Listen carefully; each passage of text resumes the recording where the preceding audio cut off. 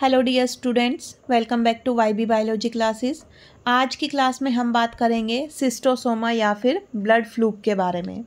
जो सिस्टोसोमा है, blood fluke है, उसके habitat distribution, mail and female, कौन कौन सी इसकी स्पीसीज़ मिलती हैं, कौन कौन से उनके इंटरमीडिएट होस्ट हैं, क्या इसकी लाइफ साइकिल है, ग्राफिकल लाइफ साइकिल को डिस्कस करेंगे। कौन सी डिजीज़ कोज करेगा, कैसे इन्फेक्शन होता है, कैसे उसकी हम थेरेपी यूज़ करेंगे, कैसे प्रिवेंट कर सकते हैं, ये सारी चीज़ें हम इसके अंदर डिस्कस करेंगे सिस्टोसोमा या फिर ब्लड फ्लूक के बारे में। हैबिटेट एंड डिस्ट्रीब्यूशन की बात करें तो ये इसका जो डिस्ट्रीब्यूशन है वो ह्यूमन के ब्लड में थ्रू आउट द वर्ल्ड मिलेगा। कॉस्मोपॉलिटन इन डिस्ट्रीब्यूशन है।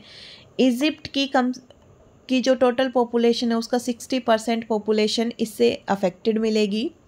इसकी 3 स्पीसीज़ मिलती हैं जो कि आपस में एक दूसरे से स्ट्रक्चर में एक दूसरे के सिमिलर हैं, लाइफ साइकिल में एक दूसरे के सिमिलर हैं, पैथोजेनिसिटी में एक दूसरे के सिमिलर हैं, लेकिन साइज़ में, डिस्ट्रीब्यूशन में एंड इंटरमीडिएट जो स्नेल होस्ट है उसमें ये एक दूसरे से डिफरेंट है।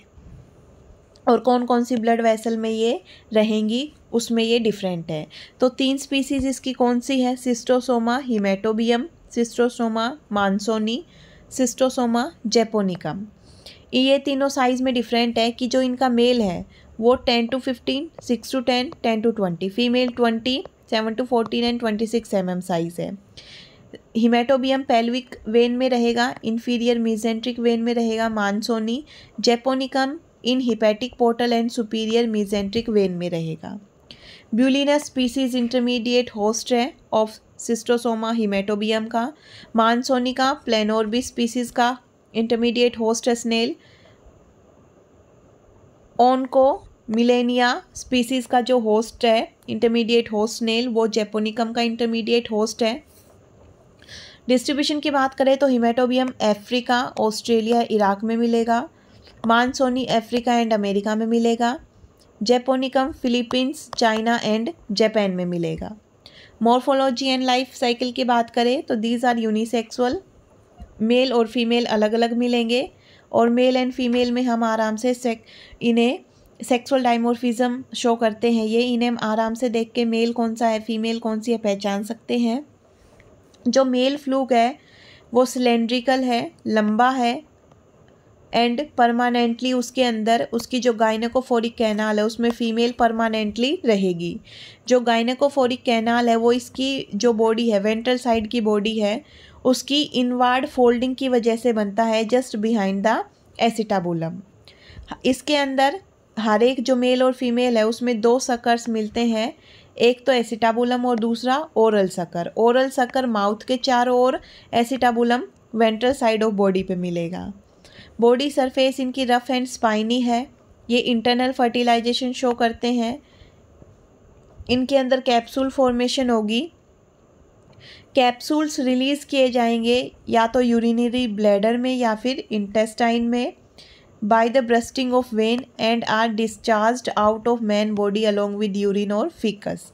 कि जो वेन के अंदर जहाँ पर ये रह रहे हैं वहाँ कैप्सूल ले करेंगे और जब कैप्सूल का नंबर ज़्यादा होगा तो प्रेशर लगने की वजह से वेन फटेगी और वेन के फटने की वजह से या तो ये यूरिनरी ब्लैडर में जाएंगे या फिर ये इंटेस्टाइन में जाएंगे। जब ये यूरिनरी ब्लैडर में जाएंगे तो यूरिन के थ्रू बॉडी से बाहर निकलेंगे।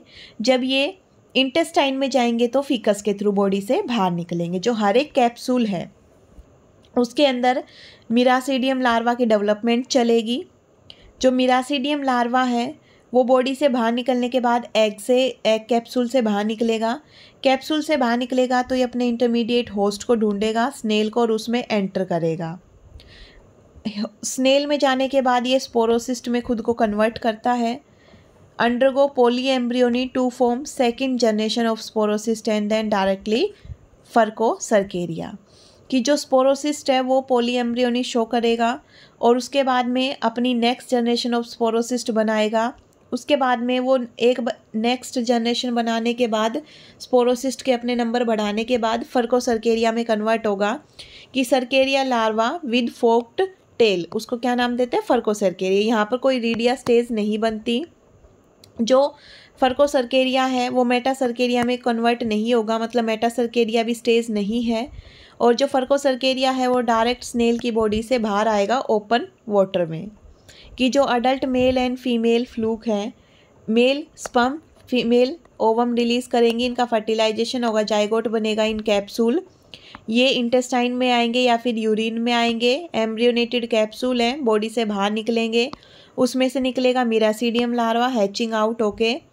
मिरासीडियम लार्वा के अपनी पेनिट्रेशन ग्लैंड की हेल्प से स्नेल में एंटर करेगा। वहाँ जाकर ये कन्वर्ट होता है स्पोरोसिस्ट में। स्पोरोसिस्ट अपने नंबर को बढ़ाएगी, डॉटर स्पोरोसिस्ट बनाएगी।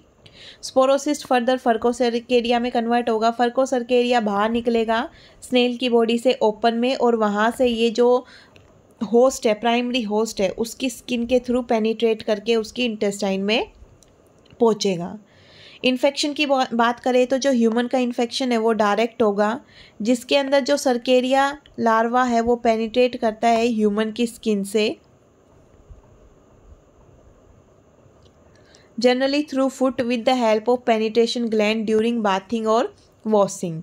कि जब जो ह्यूमन है या तो वो अपने कपड़े धो रहा हो या फिर नहा रहा हो, उस ड्यूरिंग जो सर्केरिया है, फर्कोसर्केरिया, वो अपनी पेनिट्रेशन ग्लैंड का यूज़ करके हाथ या पैर की स्किन के थ्रू, जनरली पैर की स्किन के थ्रू ह्यूमन की बॉडी में एंटर करता है, और या फिर कॉन्टामिनेटेड वाटर के थ्रू ये बॉडी में एंटर कर सकता है।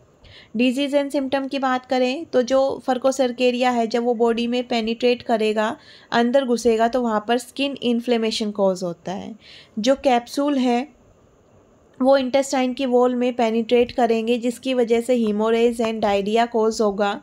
इनका जो हैवी इन्फेक्शन है उसकी वजह से कार्डियोपल्मोनरी सिस्टोस्टोमियासिस कॉज होता है, कि जो हार्ट एंड लंग्स की डिजीज़ है वो कॉज होंगी, जिसकी वजह से फीवर होगा, पेन होगा, लीवर एंड स्प्लीन का एनलार्जमेंट होगा, उनका साइज़ बढ़ जाएगा।